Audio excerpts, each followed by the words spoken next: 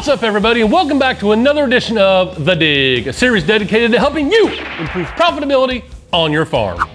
The planter showdown is finally complete. We have all 3 fields planted, and now we really just have to do all the scouting stuff that we're planning to do throughout the summer.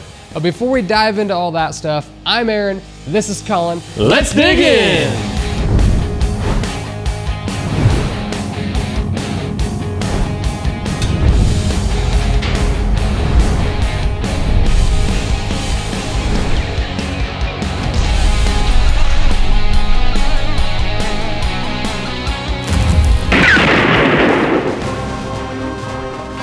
All right, Collin, in case our viewers missed the last 2 episodes, why don't you give them a brief recap of what we've been doing? Yeah, we had 3 companies bring us their latest and greatest tractor and planter combinations.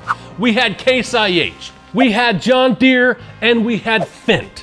We were able to take these 3 different setups and pin them up against each other head to head. On corn, we looked at 2 different speeds, 5 and 10 mile an hour.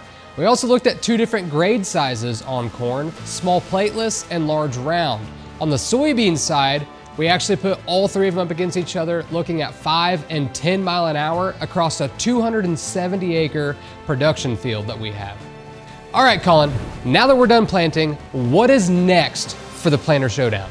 It is now time for observations and evaluations. Some of the observations we made were crop changeover. How long does it take to change from corn to soybeans? Also looking at folding and unfolding each planter. How long does it take to do that? But then 2, what the easeability of cleaning out each planter, central fill hopper all the way down to the meters. All right, Collin, let's dig in to some of these observations that we made. Number 1, crop changeover. When it comes to crop changeover, I'm curious, what are we looking at on time here? Each company had 3 representatives here during the planter showdown. We let them pick 2 employees to be able to participate in this crop changeover. We changed from corn over to soybeans, so we think about these planters, these were split row planters. So every other row was set for corn and the other ones were set for soybeans. And so we were essentially only changing 16 rows. So basically the way this worked was those 2 participants start out by the truck and they take off from the truck, and that's when the time started. Go over to the planter, get the planter all swapped over to the different crop, but then they also had to go up and change the monitor in the tractor as well. And then the second all that was done and the planter touched the ground, that is when we stopped the clock. Well, Collin, you ready for the results? Let's do it. As you can see from what we have up on the screen, really all 3 of them were pretty daggone fast on getting this done, and I was honestly kind of impressed with these numbers. And let's be honest, they did it way quicker than you and I could do it. Oh, no doubt. Number 2, fold and unfold. This one is as simple as it sounds. We took each planter, took them from road mode to plant mode, timed that interval, and then took them from plant mode back to road mode. Well, what are the results? Give the people what they want. And as you can see here, a lot of these times are pretty competitive. Boy, Collin, I don't know. It seems like the Fendt may have a little more momentum in this category. You're terrible. Number 3, crop cleanout time.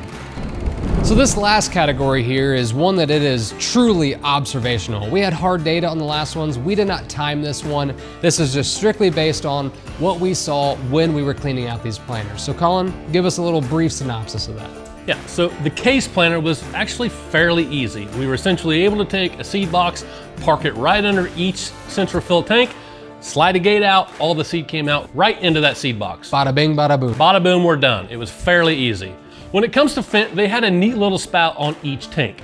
We were able to open up a gate and everything would slide right into a seed box. They also have this gun that hooks up to an airline. So it's essentially a gun that it creates a venturi in there and it will suck the seed out of each box and you can blow it into a bucket, into a seed bag, into a box, whatever you have there to collect that seed. And when it comes to the John Deere, it's pretty much what we're all used to with the John Deere center fill planter. All right, Aaron, so that was it on the observations, but what about the evaluations? Yeah, when it comes to those evaluations, we're actually in the middle of a lot of those right now, but this is actually the last day on one of the farms for the 24-hour emergence on corn. And so I think this would be a good opportunity to just take them with us out there and kind of show them what we're doing. Let's do it. I'll meet you there. Okay. It's a little warmer out here than I thought it was gonna be. We had to stop by the country store and get a little wardrobe change, but we are out here now. Collin, explain to him, what exactly are we doing? So yeah, we're out here on day 5 of our 24-hour emergence. What we've done for the last 5 days is come out here every single day at roughly the same exact time to flag each emerging corn plant as it comes out of the ground. We'd use 5 different colored flags, so that way we know how many plants came out day 1, day 2, and so on and so forth. And that's what we're gonna go do right now. So we're gonna finish this up today, and then next week, we will actually start doing some evaluations on singulation, right? Looking at skips and doubles within that 17.5-foot pass and do some of that stuff, and also some stand count. We're gonna do those manually, the old school way, by hand. Yep. But then we're also gonna get the drone up in the air and actually do some drone stand counts too, which we've done quite a bit with in the past, but it'd be really cool to see it on this big of a scale. All right, so follow along with us on day number 5.